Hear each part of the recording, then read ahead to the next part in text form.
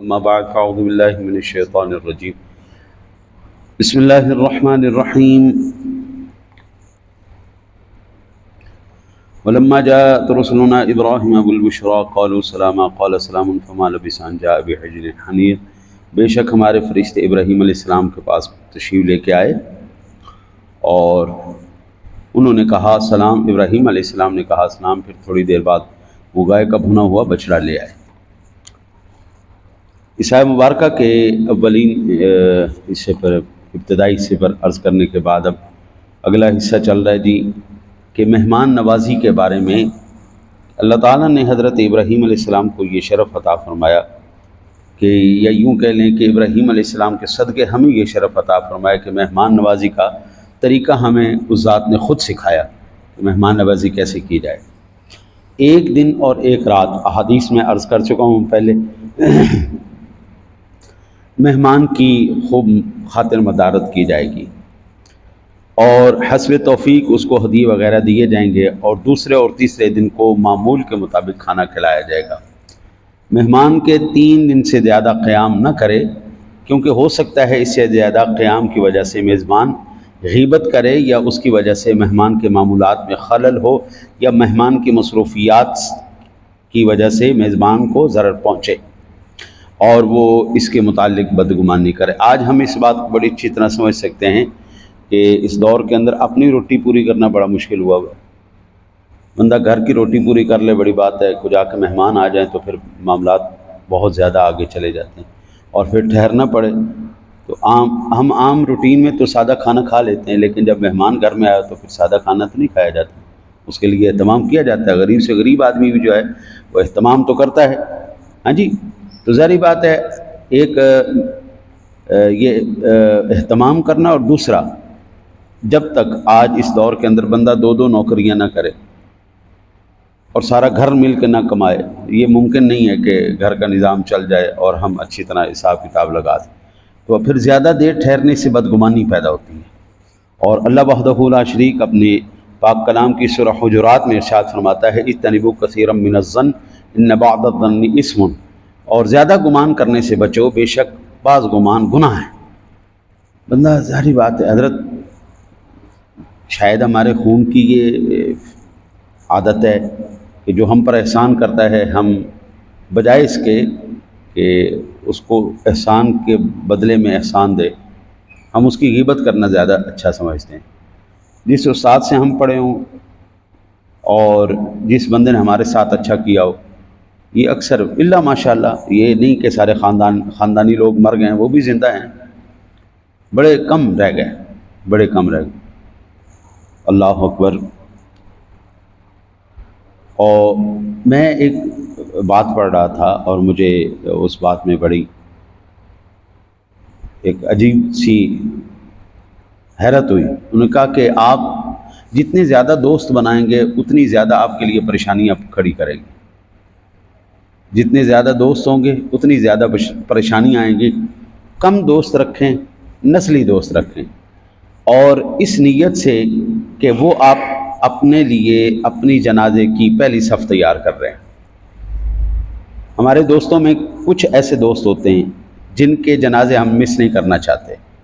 ہمیں جیسے خبر پہنچتی ہے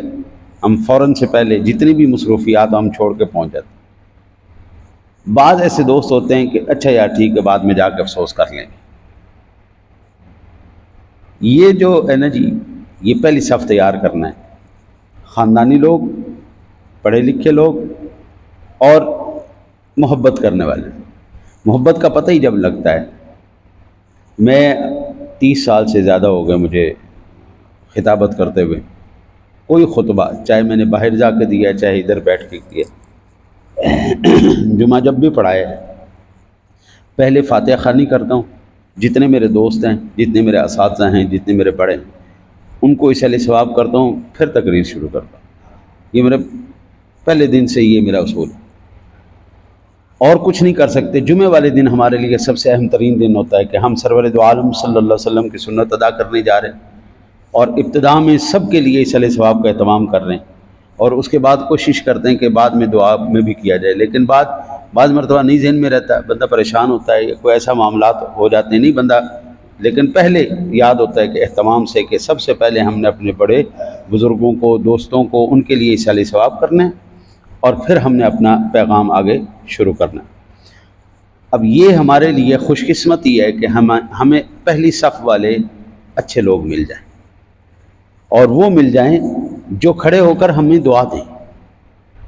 جو کھڑے ہو کے ہمیں دعا دیں، خاموشی سے کھڑے نہ رہیں۔ چند ایسے واقعات ہوئے جن کی وجہ سے مجھے یہ پتہ چلا۔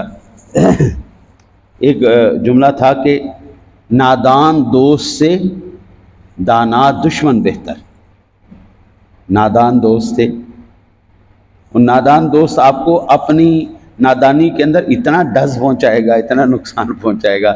آپ کہتے ہیں یا اللہ یہ میرا دوست نہ ہی ہوتا تو اچھی بات۔ تو ایسے دوستوں سے بہتر ہے بندہ تنہائی اختیار کرے، اور اچھے مل جائیں تو پھر ان کی صحبت نہیں چھوڑنی چاہیے۔ اس صورت میں جب مہمان میزبان کے مطالبے کے بغیر 3 دن سے زیادہ قیام کرے، لیکن میزبان نے خود مہمان کو زیادہ قیام کرنے کے لیے کہا ہو، علم ہو یا گمان ہو کہ اس کا زیادہ قیام میزبان پر بار نہیں بلکہ وہ اس پر خوش ہے، تو پھر اس کا زیادہ قیام کرنے میں کوئی حرج نہیں۔ شرح مسلم شریف کی 8ویں جلد میں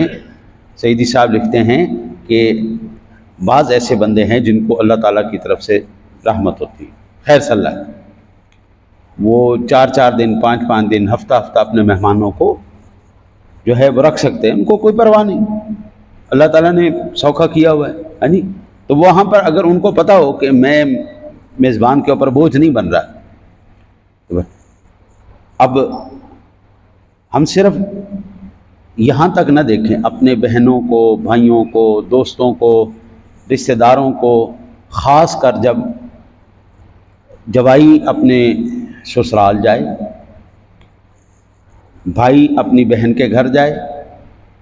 یا پھر بہن اپنے بھائی کے گھر آئے، ان چیزوں کو لازمی مد نظر رکھا جائے، کیونکہ یہ وہ رشتے ہیں جہاں پر بندہ بول نہیں سکتا، لیکن بندے کو خود اس بات کا احتیاط کرنا چاہیے کہ ان کے اوپر میں بوجھ تو نہیں ہوں۔ اب بہن کوئی نہیں کہے گی بھائی کو بھائی تیری وجہ سے ہم بڑے پریشان ہو گئے، یہ سسرال والے اپنے داماد کو یہ تو نہیں کہیں گے آپ جب سے آئیں پریشانی، ہم اہتمام کر رہے ہیں، مسلسل اہتمام کر رہے ہیں، اور ہم ادھار لے کے ہم پریشان ہو کے کر، کون کہے گا؟ ٹھیک ہے نا جی۔ بیٹی اپنے ماں باپ کے گھر جائے شادی کے بعد تو اس کو اس بات کا خیال رکھنا چاہیے، یہ چیزیں ماں باپ نہیں بولیں گے، وہ پریشانی اٹھا لیں گے، بہن نہیں بولے گی، بھائی نہیں بولے گا، سسرال نہیں بولیں گے، لیکن یہ احتیاط ہمیں خود کرنی، ہمیں خود دیکھنا ہے کہ ہم ان کے اوپر بوجھ تو نہیں بن رہے۔ آپ بوجھ نہ بنیں۔ اب نبی اکرم صلی اللہ علیہ وسلم کے پاس جب لوگ ملنے کے لیے آتے تھے نا جی، تو بڑی دیر تک بیٹھے رہتے تھے، تو اللہ وحدہ لا شریک نے فرمایا میرے محبوب تو اپنی مروت کی وجہ سے نہیں بولتے، لیکن میں تو بولتا ہوں نا، میں رب تمہیں حکم دے رہا ہوں کو خیال کیا کرو، کھانا پینا کھاؤ اور جاؤ بس جلدی کرو، شاباش نکلو یہاں سے۔ بیٹھ کے 2 گھنٹے 4 گھنٹے میرے محبوب کو پریشان کر رہے ہو۔ اب بات تو اللہ اپنے حبیب سے کر رہا تھا، لیکن وہ تمیز ہم سب کو سکھا رہا ہے، کھانا کھاؤ بس جلدی سے اجازت لو جاؤ۔ ہاں اللہ کے میزبان آپ سے خود مطالبہ کرے، بھائی خود کہے، بہن خود کہے، سسرال والے خود کہیں، یہ دوست احباب، پھر آپ بھی محسوس کریں کہ ان کے اوپر ہم بوجھ نہیں ہیں، تو پھر سبحان اللہ کیا بات ہے، بڑی شاندار بات۔ یہ چند لوگوں کو اس دور کے اندر جو ہے وہ نصیب ہے۔ آپ اندازہ کریں، اب میں ان معاملات کو دیکھتا ہوں تو مجھے اس بات کا بڑا احساس ہوتا ہے کہ جس دور کے اندر ایک ٹوٹی منگوانی ہونا تو 1000 روپے سے کم ٹوٹی نہیں ملتی، آپ نے اچھی ٹوٹی لینی 1000 روپے سے کم آپ کو ٹوٹی نہیں ملے گی، اور پھر اس سے اوپر 2500 3000، اب 3000 روپے ہم ایک ٹوٹی میں لگا دیں، تنخواہ ہماری 20-25 ہزار ہو، تو آپ خود اندازہ کریں کہ کیا کریں گے، روٹی کیسے پوری کریں گے معاملات۔ پھر اس کے اوپر مہمان آ جائیں، اور مہمان آنے کے بعد مہمان کو چاہیے وہ آنے سے پہلے بتائے، آگاہ کرے۔ میرے آقا جی اعلیٰ نبینا علیہ الصلوۃ والسلام کی ذات گرامی کہ واضح فرمان ہے، پہلے بتاؤ، پھر حتیٰ کہ آپ باہر گئے ہوئے نا جی، تو باہر جانے کے بعد جب آپ گھر واپس آ رہے ہیں تو گھر والوں کو پہلے خبر دیں میں شام تک پہنچ جاؤں گا، تاکہ وہ گھر کی صاف صفائی نہا دھو کر سارے تیار ہو جائیں۔ آج سرپرائز کے نام پر جو ہے نا لوگوں کو پریشان کر دیتے، سرپرائز وزٹ، یہ اسلامی تعلیم نہیں۔ آپ پہلے آگاہ کریں، اجازت لیں، پھر آپ آئیں، یہ ہے صحیح طریقہ کار۔ یہ غلط طریقہ کار ہے ایک دم چھاپا مار دیں، یہ طریقہ کار ٹھیک نہیں ہے۔ البتہ مہمان نوازی کے وجوب کے متعلق میرے آقا جی علیہ نبی علیہ الصلوۃ والسلام کو فرمان ہے۔ حضرت عقبہ بن عامر رضی اللہ تعالیٰ عنہ بیان کرتے ہیں کہ ہم نے رسول اللہ صلی اللہ علیہ وسلم سے عرض کیا، آپ ہمیں مختلف مہمات پر روانہ کرتے ہیں، ہمیں بعض اوقات ایسے لوگوں کے پاس قیام کرنا پڑتا ہے جو ہماری ضیافت نہیں کرتے، اس صورت میں آپ کا حکم کیا ہے؟ تب رسول اللہ صلی اللہ علیہ وسلم نے فرمایا، تم لوگوں کے پاس جاؤ، وہ تمہاری معمول کے مطابق مہمان نوازی کریں تو فبہا، اگر ایسا نہ کریں تو اس قدر وصول کر لو جتنا مہمان کا میزبان پر حق ہوتا ہے۔ یہ صحیح مسلم شریف اور صحیح بخاری شریف دونوں کے اندر روایت موجود ہے، دیگر محدثین نے بھی اس کو نقل کیا ہے۔ اب یہ کب کی بات ہو رہی ہے؟ جب مہمات پر صحابہ کرام جایا کرتے تھے اور اس وقت باقاعدہ کوئی تنخواہ یا ایسی چیزیں مقرر نہیں تھیں، مہمات کے اوپر جب جایا کرتے تھے تو ان لوگوں کے پاس جن کے پاس یہ جایا کرتے ان پر واجب تھا کہ وہ ان کی میزبانی کرتے، وہ اپنا واجب نہیں ادا کر رہے تھے، تو پھر جناب نے ارشاد فرمایا کہ اب آپ اتنا وصول کر لو جتنا میزبان کا حق بنتا ہے، اور اس نے نہیں دیا۔ دوسری حدیث پاک حضرت ابو قریمہ رضی اللہ تعالیٰ عنہ بیان کرتے ہیں کہ رسول اللہ صلی اللہ علیہ وسلم نے فرمایا، ایک رات تو مسلمان پر مہمان کا حق ہے، جو شخص کسی مسلمان کے گھر میں رہے تو وہ اس مسلمان پر قرض ہے۔ اب مہمان چاہے